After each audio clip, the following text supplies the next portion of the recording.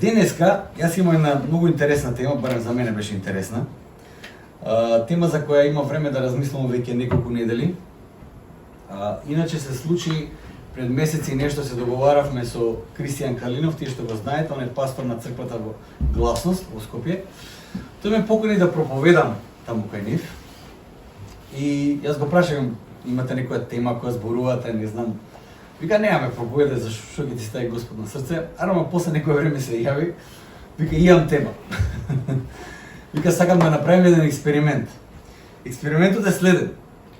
Ќе повикам повеќе пастори да зборуваат кај нас во црква на темата што Бог изборува на црквата во Скопје денес. Што Бог изборува на црквата во Скопје денес.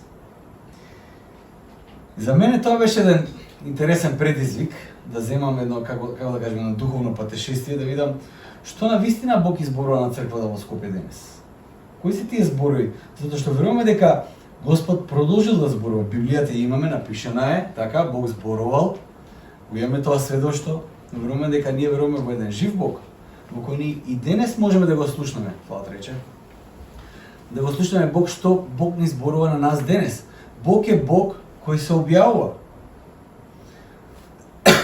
Теми како оваа мене ме потсетуваат на една многу важна работа за христијанството.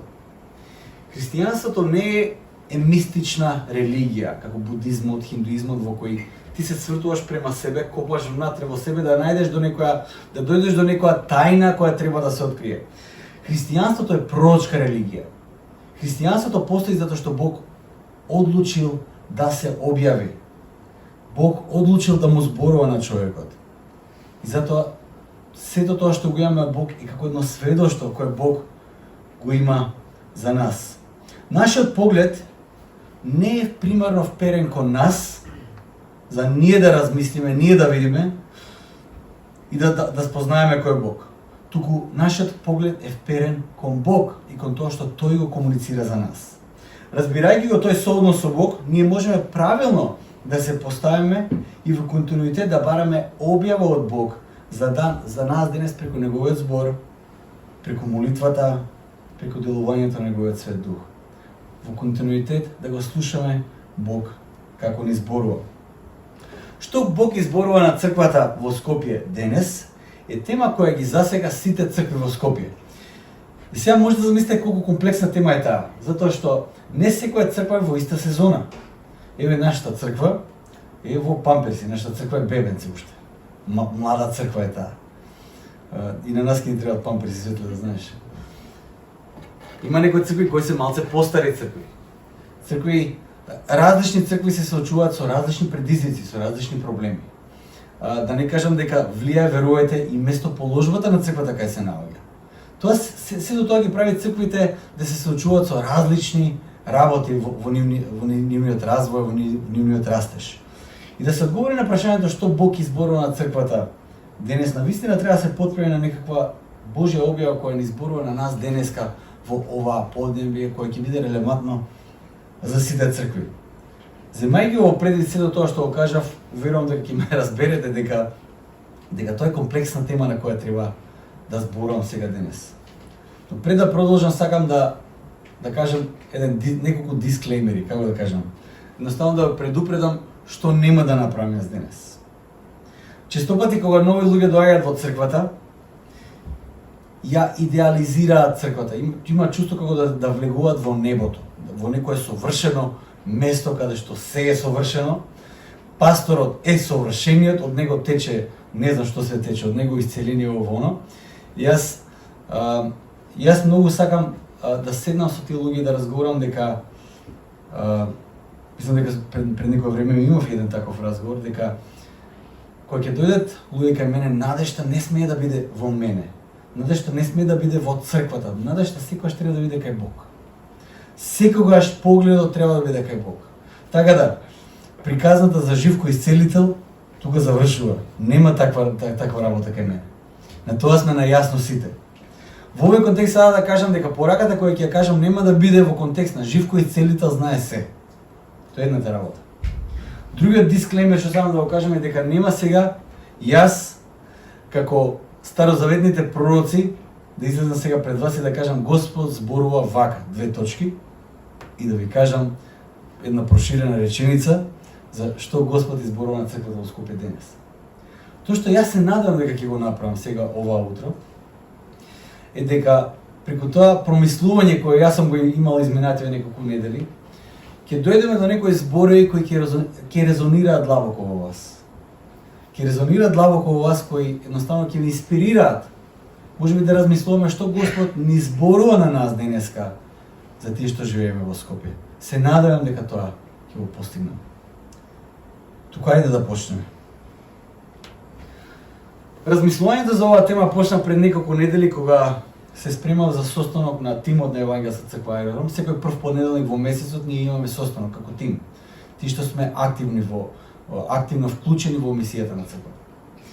И секогаш сакам да имаме ние сведоштва, разговараме за тој технички дел на како треба црквата да оперира, кои се потребите, како треба да се насочиме. Имаме технички работи, но јас секогаш сакам да имам на 10 на 15 минути инспиративна порака за тоа што навистина Бог ни го зборува нас како црква денес. И размислав за таа работа. Во време во кое живееме, тешко е да се смират мислите да се слушне Божјиот глас. Тешко е да се одолее на можноста за расеаност и забава. Има премногу забава, има премногу можности за расеаност. Едноставно ако почнете да ги листате порталите, нема крај, има милион портали. Стално нешто ново се објавува. Во Македонија веќе последните 20, можеби 30 години, сите ние сме вовлечени во тој подвоен политички дискурс, сакали или не ќеле завршуваме на некаква политичка тема. И истата грешка и јас сега ја правам. Зборам за политика. Ме нервира тоа. Вовлечени сме во една таква тема да зборуваме. Јас кога имаше моменти кога ќе седнем со татко ми и збориме и 90% од времето збориме за политиката во Македонија. Викам, молим те прекини, ако ги биваше нашите власти до сега ќе овозможа јас и ти како татко и син да зборуваме за нас, за семејството, а не за нив. Наставно вовлечени сме тоа и тешко е во една таква ситуација да се смират мислите за да го слушнеме Божиот глас. За почеток ќе ви кажеме на многу важна работа. Читајќи и слушајќи го Гинис на многу наврати, од исклучителна важност е за црквата да може да биде внимателна да го слуша Божиот глас постојано во континуитет. Бидејќи знаете ли зошто? Оз Гинис ќе каже вака. Иднината на овој свет зависи од црквата. Иднината на светот зависи од црквата. Бог својата мисија одлучил да ја спроведува преку црквата. Ако веруваме дека Бог е почетокот и крајот на се, ако веруваме дека Бог е семоќен, ако веруваме дека Бог е победникот на крајот, тој е победникот, дека неговиот план ќе се оствари на крајот, тогаш треба да размислиме на вистина. Дали иднината на светот зависи од црквата, на вистина? Јас би кажал вака. Иднината на Скопје зависи од ЕЦ Аеродром, од гласност, од Слово на надеж, од Еклесија, од Рузвелтова и од сите локални цркви во Скопје кои активно го слушаат Божиот глас.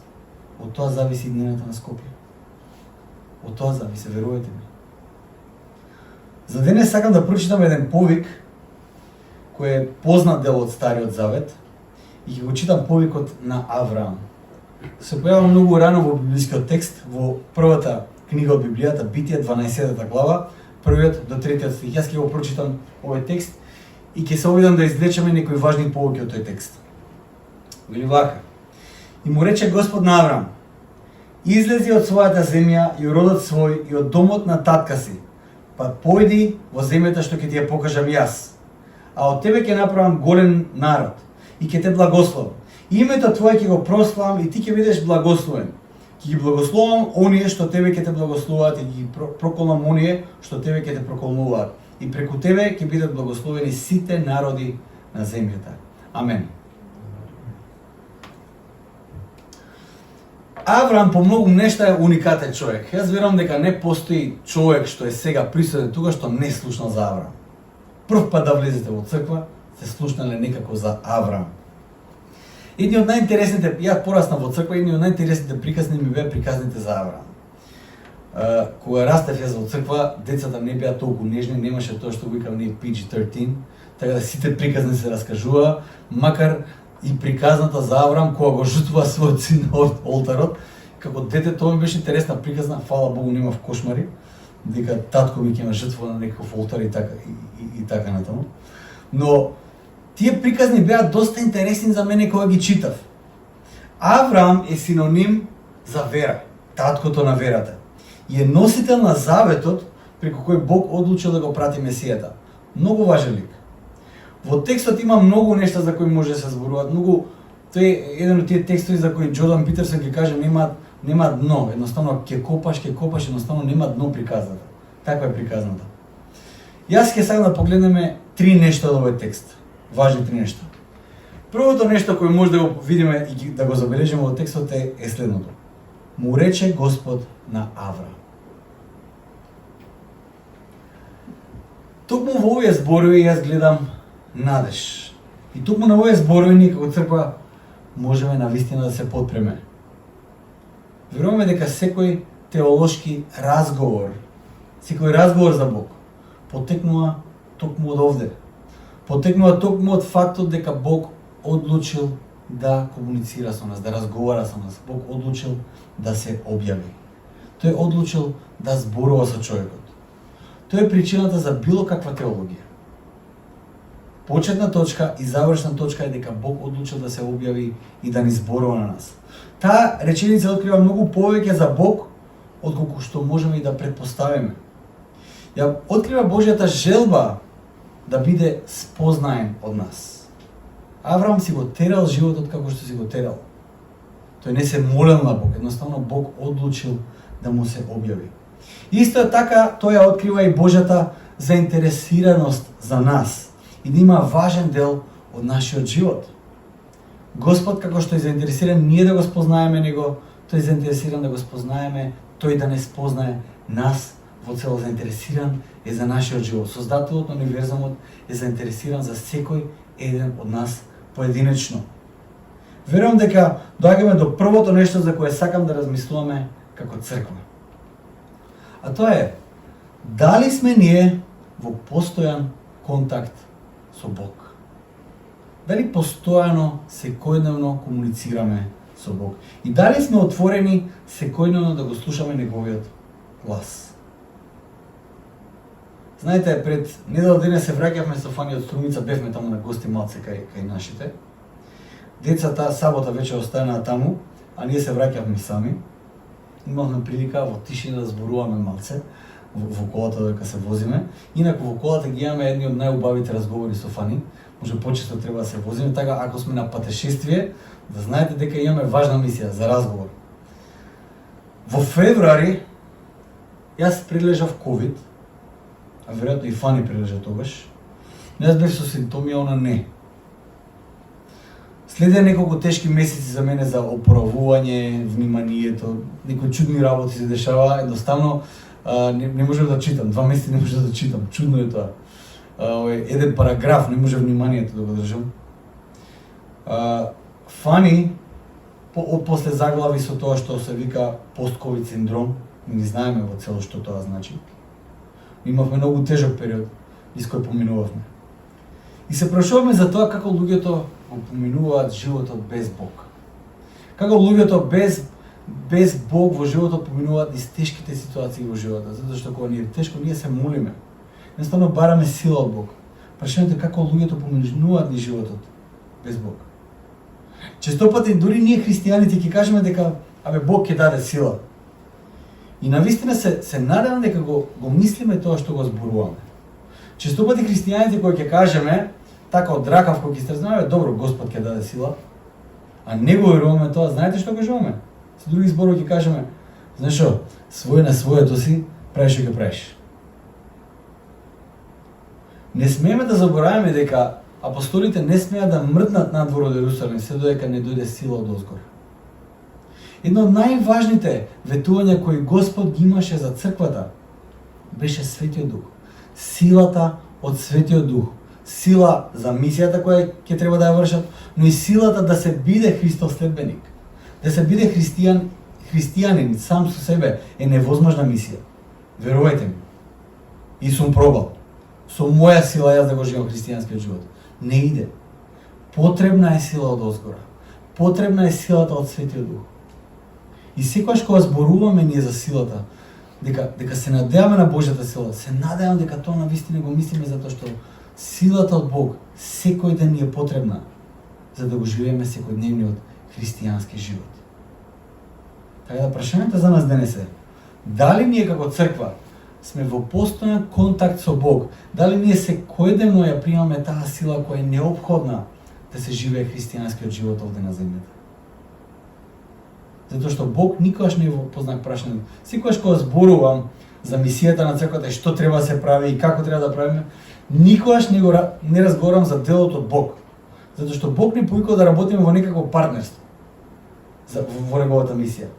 Бог е секогаш на време, секогаш толку колку што треба, секогаш што тие ресурси што се потребни, секогаш е прецизен. Прашањето сме секогаш ние. Дали ние ќе бидеме на време? Дали ние ќе бидеме отворени? Дали ние ќе бидеме спремни? Секогаш прашањето треба да биде тука. Дали Бог сака? Бог од старт и Бог му зборуваше на Авраам. Тоа е нашата надеж дека Бог сака да не оснажи да го живееме тој христијански живот од старт. Тоа е првата работа. Текстот продолжува понатаму. Првата работа која Бог му ја кажува на Авраам е следната: излези од својот дом. Во повикот на Авраам има нешто многу контра на културата во која живее Авраам. Има нешто многу контра на културата. Авраам излегува од град и почнува да живее како номад. Градот во времето на Авраам значело многу повеќе од достапност до артикли, продавници и комфор. Градот во времето на Авраам имал зидини. Тоа значи сигурност. Градот во времето на Авраам имало некој владател, некој цар, имало некаква војска. Тоа значило заштита за тој што живее во градот. Да се излезе од градот значи да се биде изложен на опасност. Бог го повикува Авраам да излезе од градот, да живее како номад. Интересно е како продолжува приказната понатаму. Ако ја читате приказната, ќе видите дека кога Авраам излегува од градот, тој го кани и го зема со себе својот внук Лот, да одат заедно во тоа што Господ повика да одат. Но има еден момент каде што пастирите почнуваат да се карат, многу големи стада имале за пасишта ово, и Авраам му вика на Лот: избери ти едно место, каде што ќе одиш ти, јас ќе одам во спротивната наскоја да не се карам без веза. И Лот гледа наоколу, гледа тука пустелија, гледа тука долина со тревички, градови, оно, и Лот вика: не идам ја во градот, таму е побово изгледа. Лот оди во градот, Авраам останува во пустината. Со други зборови, Лот оди во градот каде што ќе биде заштитен, Авраам останува изложен под едно дрво, го спрострал шаторот. Тоа што е интересно што се случува во приказната е дека додека Лот е во Содом, во тоа време многу силен град, имало 7 цареви кои владееле таму. Содом е поразен во една битка и сите граѓани на Содом се земени во робство. И знаете ли кој го спасува? Авраам. Авраам, кој остана изложен во шаторот, оди да го спаси Лот и сите тие други цареви кои беа на сигурно во градот позади зидините. Господ од старт му покажа на Авраам што значи да се живее контракултуролошки.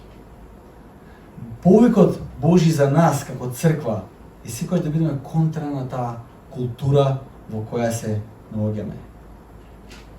Што е тоа? Прашање до нас.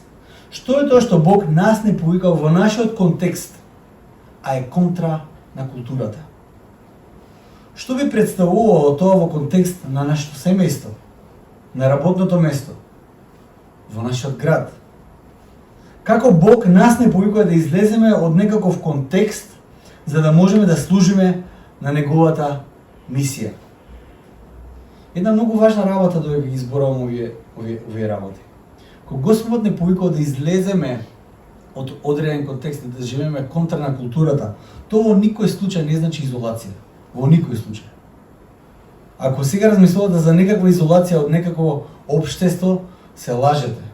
Затоа што Бог не повикува во изолација.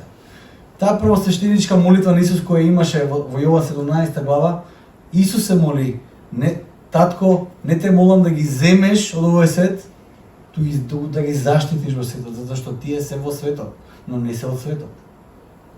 Една тензија ствара Исус таму и ја остава така. Еден набој има, кој не го тргнува. Ние сме во светот, но не сме од светот. Излегувањето во контекст значи некакво доброволно посветување на Божјата мисија која тој ја има за тебе во твојот живот. Одвојувањето во исто време и некаков опис за светоста во Библијата. Секогаш кога Бог повикува на светост, повикува за некакво одвојување. И тогаш доаѓаме до главниот дел на овој текст на кој сакам да зборувам за денешната порака. Не знам дали сте слушнале за селективно слушање. Сега тука има многу психолози тука што ме слушаат, може ќе сгрешам некој термин, па ќе ми простите. Селективно слушање. Често пати така функционираме и ние. Кога некој зборува нешто, едноставно го слушаме само она што ни одговара. Или она што сакаме да го слушнеме.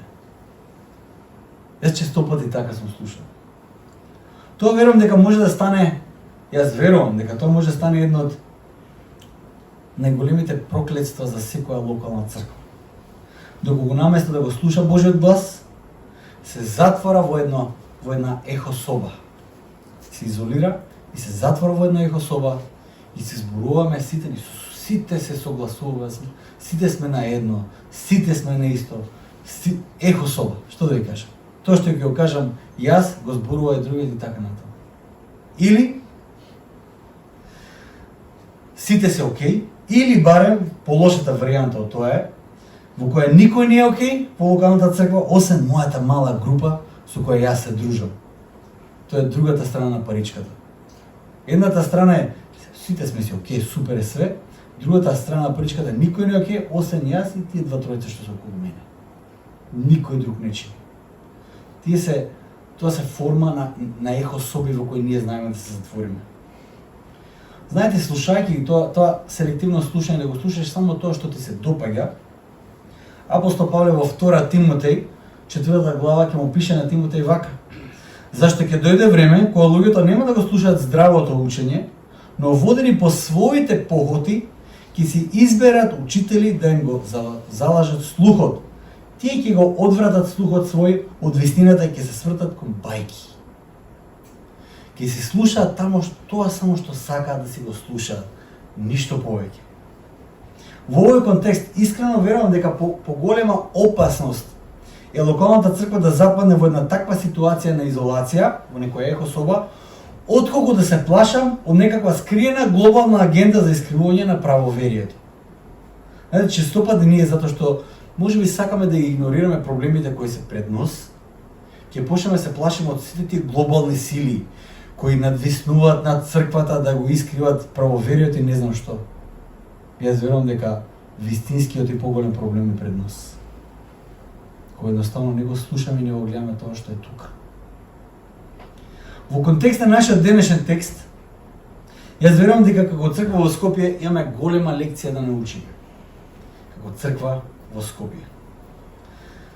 Слушајќи уветувањето кое Авраам го добил, ја го смеам така да го прераскажам, прескокнуваме се што сме слушале што Бог кажал до тој момент и тоа што првин ќе го чуеме во благословот на Авраам е следното: големиот народ. Големиот народ, колку примамливо звучи тоа. Посебно за татко кој е татко, маж, нели татко, кој е стар 80 години, нема син и Бог му вика: од тебе ќе има голем народ. Се што имало претходно ќе го прескокнеме и го слушаме големиот народ. Од нула веднаш ќе се обидеме да дојдеме до народот. Сепак, во Божјото ветување и визија за Авраам има процес кој можеби е тешко да се следи. И процес на кој тешко ќе се предадеме. Дури и верниот Авраам, таткото на верата, едноставно имаше потешкоти во целост да се предаде на процесот во кој Бог го повикуваше. Верувам дека зачетокот на секоја локална црква почнува со некаков повик од Бог.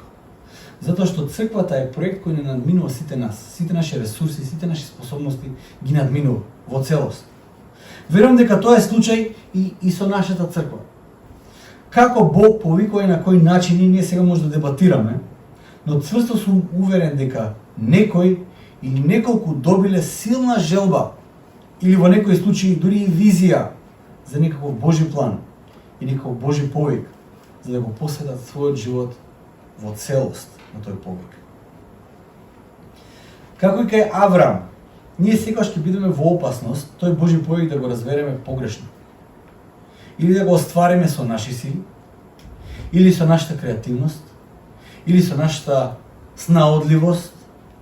Но во целиот тој процес ќе има огромна потреба од вера до самиот крај.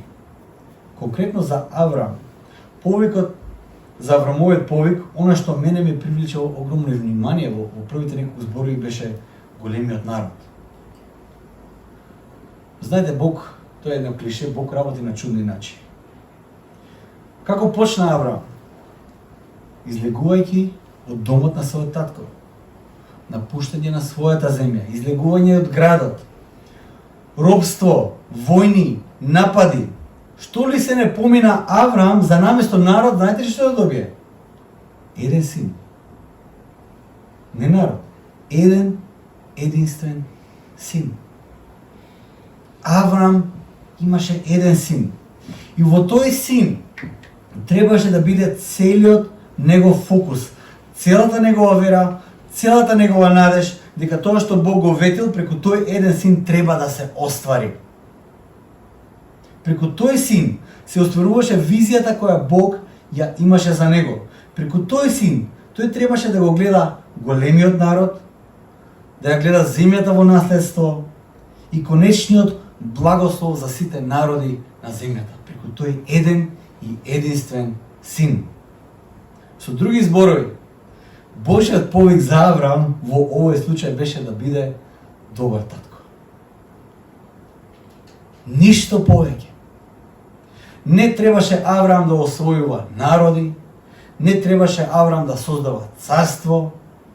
Едноставно во овој случај за Авраам да дојде до народот, да дојде до земјата, да стане благослов за сите народи, Авраам требаше да биде добар татко. Преку тој еден син.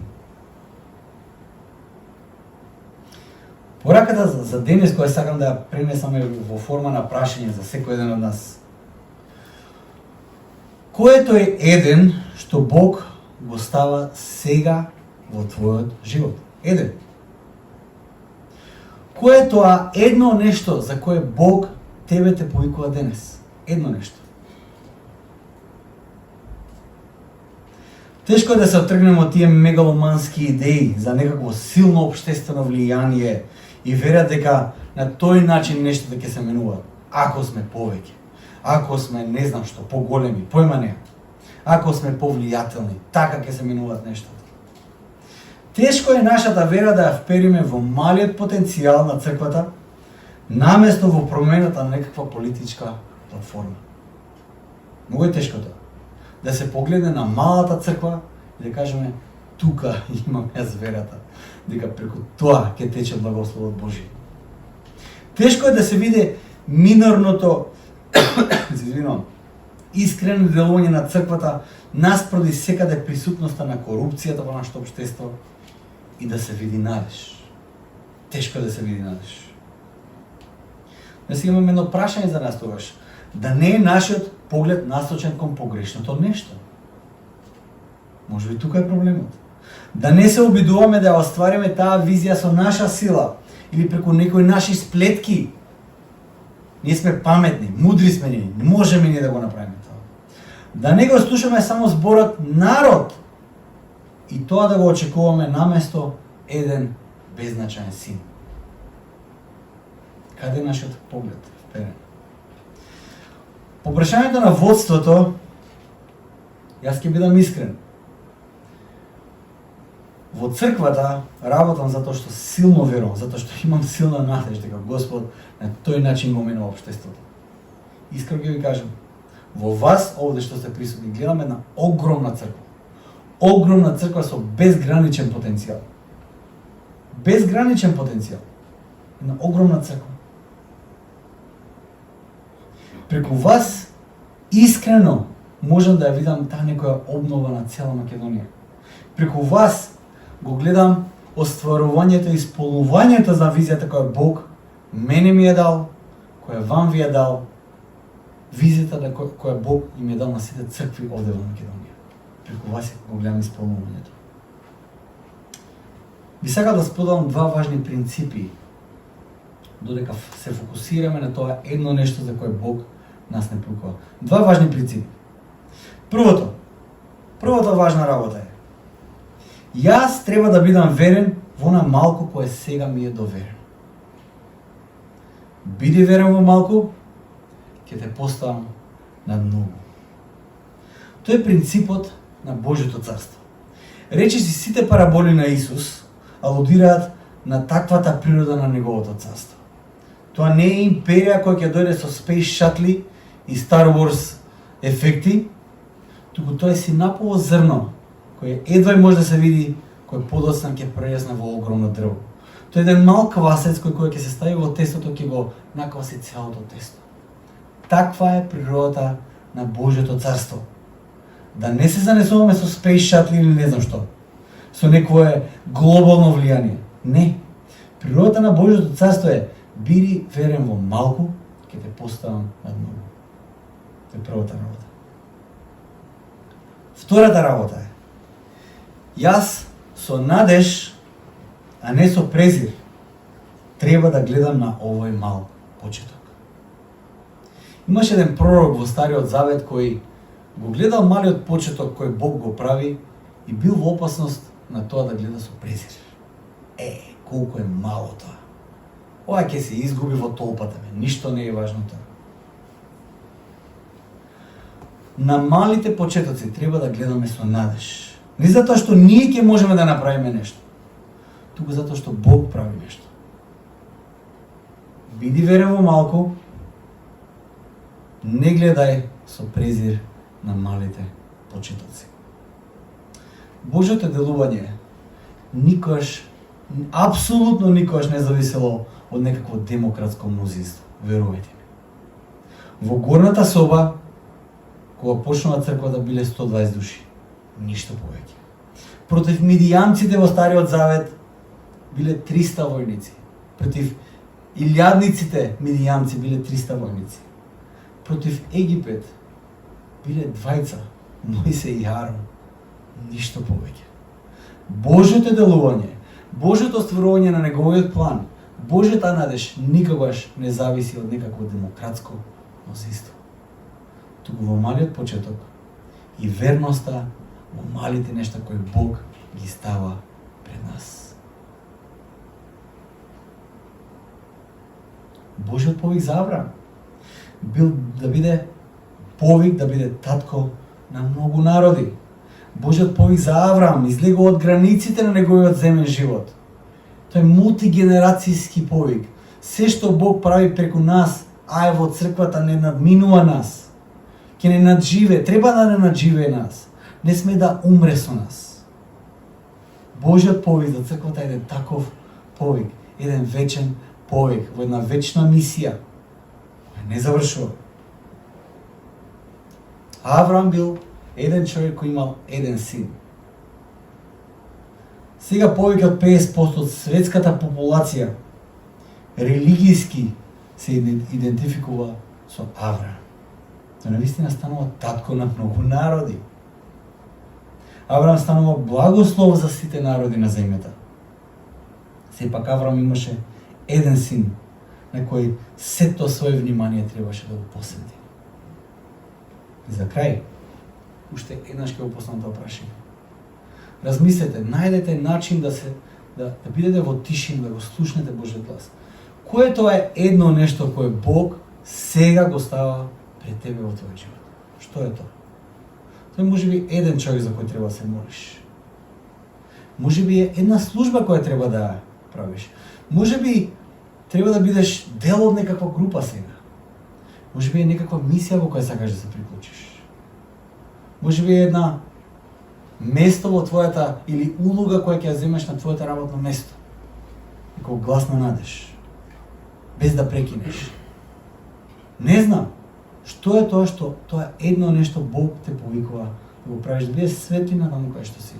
И да веруваш дека во тој мал почеток, преку тоа едно нешто, Бог ќе донесе благослов и ќе донесе обнова на целото општество. Бог бара од тебе само една мала работа. И што повеќе?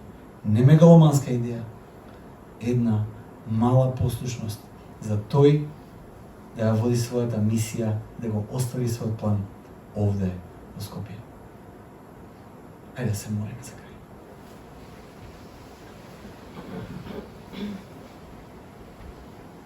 Татко наш небесен, Божове, ти често пати го поставуваш тоа реторичко прашање, дали имаме вера како едно синапово зрно? Затоа што кажуваш ти, Господе Боже мој, доколку нашата вера да е дури и толку мала, можеме преку таа вера и планини ќе преместуваме. Татко мој небесен, јас верувам дека ти не предизвикуваш да го видиме она што ти ни го ставаш пред нос. Колку и да е тоа минорно и беззначајно, Господе Боже мој, како синот кој го имаше Авраам. Сепак преку тој син ти донесе благослов за сите народи на овој свет, за сите генерации.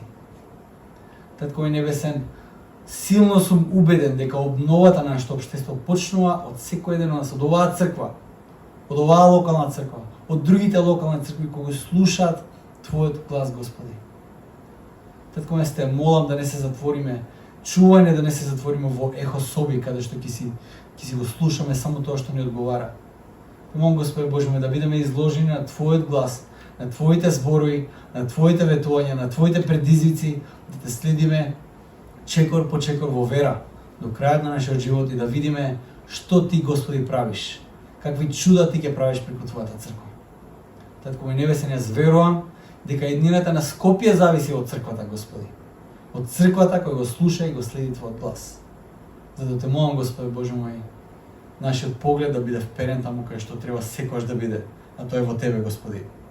Да ја видиме надежта, да видиме светлината и да го видиме Твоето делување во овој свет. Татко ме прими ја целата чест и слава преку се што ќе правиме, затоа што Ти си зачетокот на животот, Ти си почетокот, Ти си и крајот. Тоа го барам во името на Твојот возлюбен син Исус Христос. Амен.